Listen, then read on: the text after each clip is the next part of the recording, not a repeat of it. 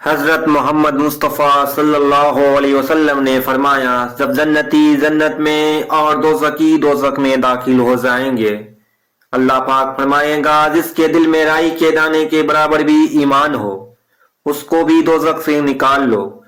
تب ایسے لوگ دوزخ سے نکال لیے جائیں گے اور وہ جل کر کوئلے کی طرح سیاہ ہو چکے ہوں گے، پھر زندگی کی نہر میں یا بارش کے پانی میں ڈالے جائیں گے۔ اس وقت وہ دانے کی طرح اگ آئیں گے جس طرح ندی کے کنارے دانے اگاتے ہیں۔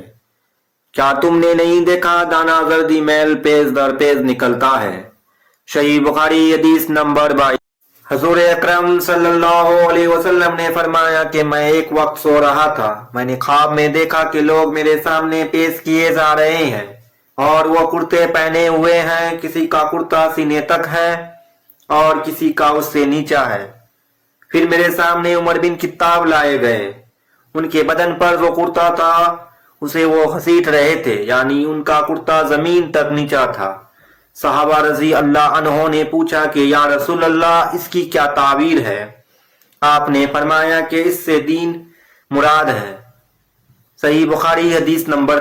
ایک مرتبہ رسول کریم صلی اللہ علیہ وسلم ایک انصاری شخص کے پاس سے گزرے، اس حال میں کہ وہ اپنے ایک بھائی سے کہہ رہے تھے کہ تم اتنی شرم کیوں کرتے ہو؟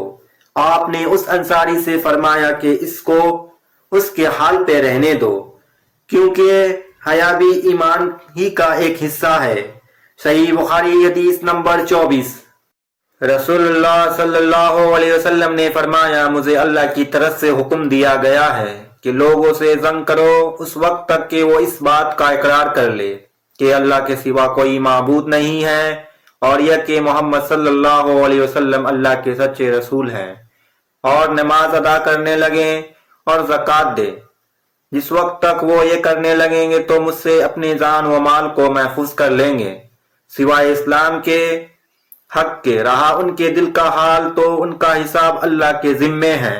صحیح بخاری حدیث نمبر 25۔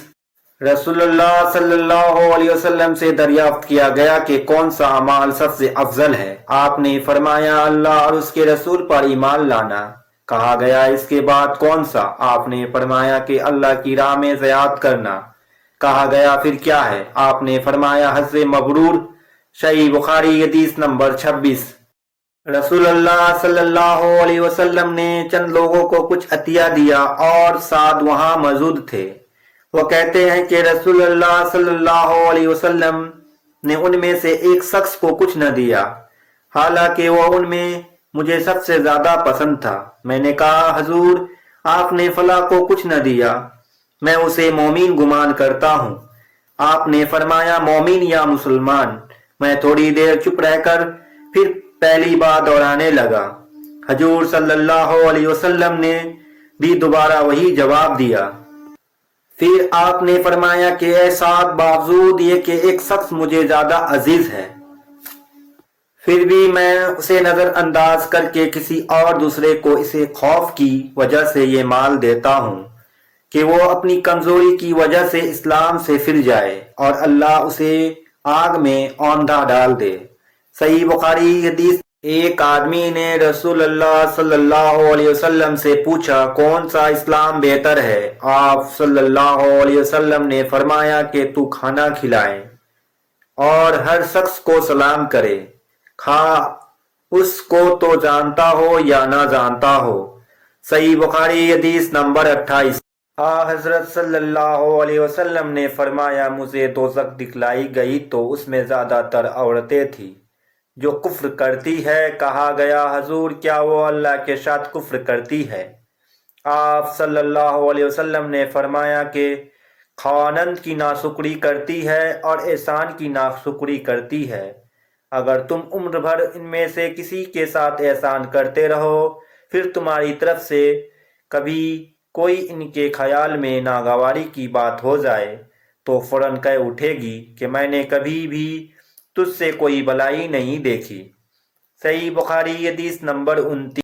حضرت صلی اللہ علیہ وسلم فرماتے تھے جب دو مسلمان اپنی اپنی تلواریں لے کر بھڑ جائے تو قاتل اور مقتول دونوں دوزخی ہے۔ عرض کیا گیا یا رسول اللہ قاتل تو خیر ضرور دوزخی ہونی چاہیے، مقتول کیوں؟ فرمایا وہ بھی اپنی ساتھی کو مار ڈالنے کی حرص رکھتا تھا، موقع پاتا تو وہ اسے ضرور قتل کر دیتا، دل کے عزم زمین پر وہ دوزخی ہوا۔ صحیح بخاری حدیث نمبر 30۔